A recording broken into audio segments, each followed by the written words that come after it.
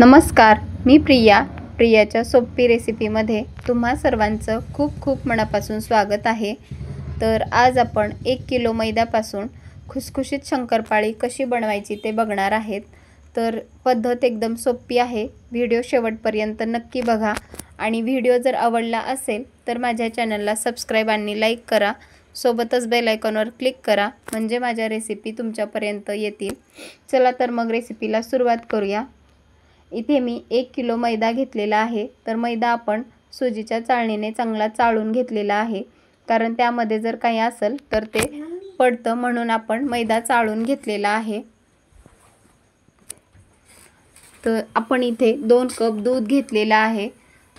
आपण इथे दुधाचा वापर करून शंकरपाळी बनवणार आहेत। जर तुम्हाला इथे दुधाचा वापर करायचा नसेल तर तुम्ही पाण्याचा सुद्धा वापर करून शंकरपाळी बनवू शकता। इथे आपण 2 कप कोमट दूध गरम करून घेतलेला आहे आणि 2 कप आपण इथे साखर घेतली आहे। तर साखर ही आपण मिक्सरला बारीक दळून घेतली आहे, त्याची पावडर करून घेतली आहे। इथे आपण पाववाटी साजूक तूप घेतलेला आहे। जर तुम्हाला तुपाची शंकरपाळी आवडत नसेल तर तुम्ही इथे वनस्पती तूप सुद्धा वापरू शकता। इथे मी 1 मोठा चमचा विलायची पावडर घेतली आहे। तर चला तर मग आपण आता शंकरपाळी बनवायला सुरुवात करूया। तर आपण अगोदर मैद्यामध्ये 1 चमचा विलायची पावडर टाकून घेतली आहे। इथे आपण आता चिमूटभर मीठ टाकून घेणार आहेत। तर कोणताही गोडाचा पदार्थ म्हणला की त्यामध्ये मीठ टाकलं की अजून खूप छान टेस्ट येते। नंतर आपण हे साजूक तूप आपण पिठामध्ये टाकून घेणार आहेत। तर जर तुम्हाला तूप आवडत नसेल तर वनस्पती तूप सुद्धा वापरू शकता किंवा तेलाचा सुद्धा वापर करू शकता। तर इथे आपण जी साखर दळून घेतली होती ती साखर पिठामध्ये टाकून घेणार आहेत। साखर तुम्ही तुमच्या आवडीनुसार कमी जास्त करू शकता। जर तुम्हाला जास्त गोड आवडत असेल तर जास्त साखर तुम्ही टाकू शकता आणि कमी गोड आवडत असेल तर तुम्ही यामध्ये कमी सुद्धा साखरेचा वापर करू शकता। तर हे आपल्याला आता पिठामध्ये चांगलं चोळून घ्यायचं आहे।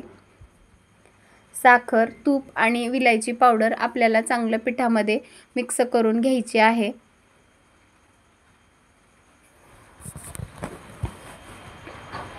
इथे आपण चांगल्या प्रकारे तूप पिठाला चांगलं चोळून घेतलेलं आहे। तर आता आपण इथे पिठामध्ये दूध टाकून पीठ मळून घेणार आहेत। तर इथे मी थोडं दूध टाकून घेतलं आहे आणि आता याचा आपण एक पीठ दुधामध्ये चांगलं मिक्स करून घेणार आहेत। दूध आपण कोमट गरम करून घेतलं होतं।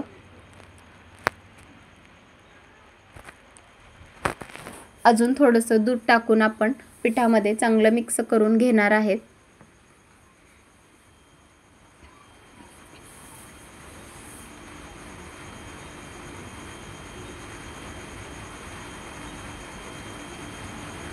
आता आपण थोडासा पाण्याचा हात सुद्धा देऊन पीठ मळून घेणार आहेत। तर इथे मी दुधाच्या भांड्यामध्ये 2 कप अजून पाणी घेतलं आहे। तर त्यामध्ये थोडंसं पाणी टाकून अजून आपल्याला पिठाचा एक सैलसर गोळा मळून घ्यायचा आहे। पीठ मळताना आपल्याला हलक्या हाताने पीठ मळून घ्यायचं आहे। आपल्याला जास्त घट्टही नाही आणि जास्त पातळही नाही असं पीठ मळून घ्यायचं आहे। तर इथे मला 1 वाटी रवा टाकायचा होता पण तो मी विसरले, म्हणून मी आता 1 वाटी रवा घेतलेला आहे। तर रवा हा एकदम बारीक रवा घेतलेला आहे। तर तो मी पिठामध्ये टाकून घेणार आहे। रव्यामुळे सुद्धा शंकरपाळी आपली चांगली खुसखुशीत होते। जर तुम्हाला फक्त मैद्याची शंकरपाळी करायची असेल तर तुम्ही ती सुद्धा करू शकता किंवा रवा आणि मैदा मिक्स करून सुद्धा शंकरपाळी बनवू शकता। रव्यामुळे सुद्धा खूप छान खुसखुशीत होते। 1 वाटी आपण इथे रवा घेतलेला आहे आणि आता आपण पीठ चांगलं मळून सुद्धा घेतलेलं आहे।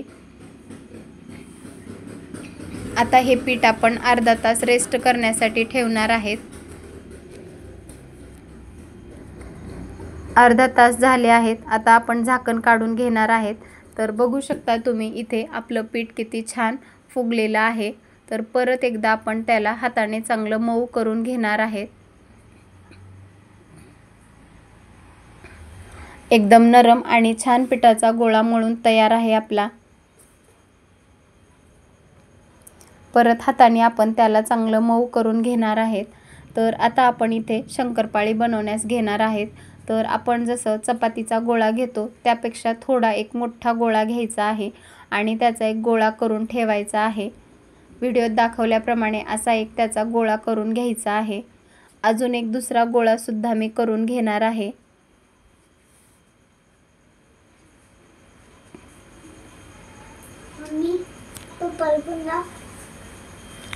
तर इथे आपण शंकरपाळी करण्यास 2 गोळे बनवून घेतलेले आहेत आणि बाकीचं पीठ आपण त्यावर झाकण ठेवून झाकून ठेवलं आहे. तर इथे आपण एक चपाती लाटून घेणार आहेत.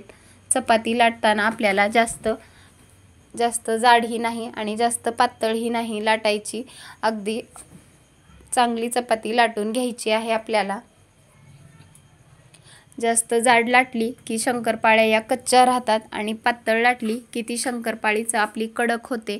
म्हणून व्हिडिओत दाखवल्याप्रमाणे या जाडीवर आपल्याला शंकरपाळीची चपाती लाटून घ्यायची आहे. आता आपण याच्या शंकरपाळ्या करून घेणार आहेत. तर तुम्हाला हव्या त्या शेपमध्ये तुम्ही शंकरपाळ्या कापून घेऊ शकता. इथे मी चौकोनी आकारामध्ये शंकरपाळी कापून घेणार आहे. तर त्याच्या बाजूच्या कडा आपण कापून घेतलेल्या आहेत. जर तुमच्याकडे वेळ नसेल तर तुम्ही गोल चपातीच्या सुद्धा शंकरपाळ्या करून घेऊ शकता. मी इथे चौकोनी आकारामध्ये त्याच्या बाजूच्या कडा काढून घेतल्या आहेत आणि चौकोनी आकारामध्ये शंकरपाळ्या करून घेणार आहे. चाकूने आपण शंकरपाळ्या कापून घेतल्या आहेत. तर बघू शकता तुम्ही इथे आपल्या शंकरपाळ्या बनवून तयार आहेत.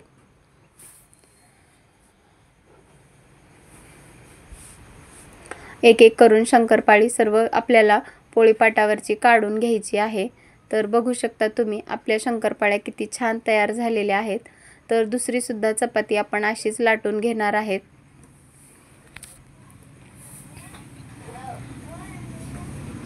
आपली चपाती लाटून झाली आहे. तर याच्या बाजूच्या कडा आपण काढून घेणार आहेत आणि चौकोनी आकारामध्ये शंकरपाळी कापून घेणार आहेत.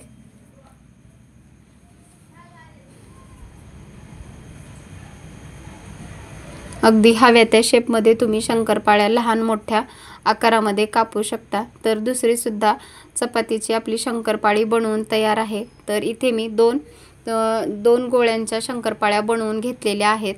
तर आता आपण इकडे गॅसवरती तेल गरम करायला ठेवलेलं आहे. ते शंकरपाळी तळताना तेल आपल्याला जास्त कडकडीत गरम करून घ्यायचं नाही किंवा अगदी कोमटसुद्धा राहू द्यायचं नाही. तेल आपल्याला मध्यम आचेवर तापवून घ्यायचं आहे. तर तेल चांगलं तापलं की त्यामध्ये आपण शंकरपाळी सोडून घेणार आहेत. तर तेल आपलं चांगलं तापलेलं आहे. एक शंकरपाळी आपण सोडून बघितली तर चांगले बबल्स येत आहेत. तर अशा प्रकारे आपण दुसऱ्या सुद्धा शंकरपाळ्या कढईमध्ये सोडून घेणार आहेत. कढईमध्ये जेवढ्या बसतील तेवढ्या शंकरपाळ्या तुम्ही टाकून घेऊ शकता. गॅस आपल्याला मंद आचेवर ठेवायचा आहे आणि चमच्याने एकदा चांगलं ढवळून घ्यायचं आहे.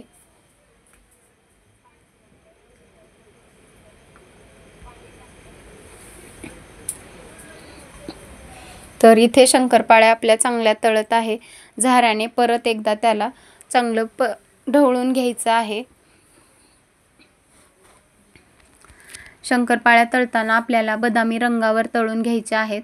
आता तेलातील काही बबलसुद्धा कमी झाले आहेत. तर आपली शंकरपाळी चांगल्या प्रकारे तळली आहे. तर या शंकरपाळ्या आता आपण एका झाऱ्यामध्ये काढून घेणार आहेत. तर बघू शकता तुम्ही इथे शंकरपाळ्याला रंगसुद्धा खूप छान आलेला आहे. अशा प्रकारे राहिलेल्या पिठाच्या सुद्धा आपण शंकरपाळ्या बनवून घेणार आहेत. तर इथे आपल्या सर्व शंकरपाळ्या बनवून तयार आहेत. तर ही रेसिपी तुम्हाला कशी वाटली नक्की कमेंट करून सांगा आणि व्हिडिओ जर आवडला असेल तर प्लीज माझ्या चॅनलला सबस्क्राईब आणि लाईक करा. तर पुन्हा भेटूयात अशाच एका खमंग रेसिपीसोबत. तोपर्यंत धन्यवाद.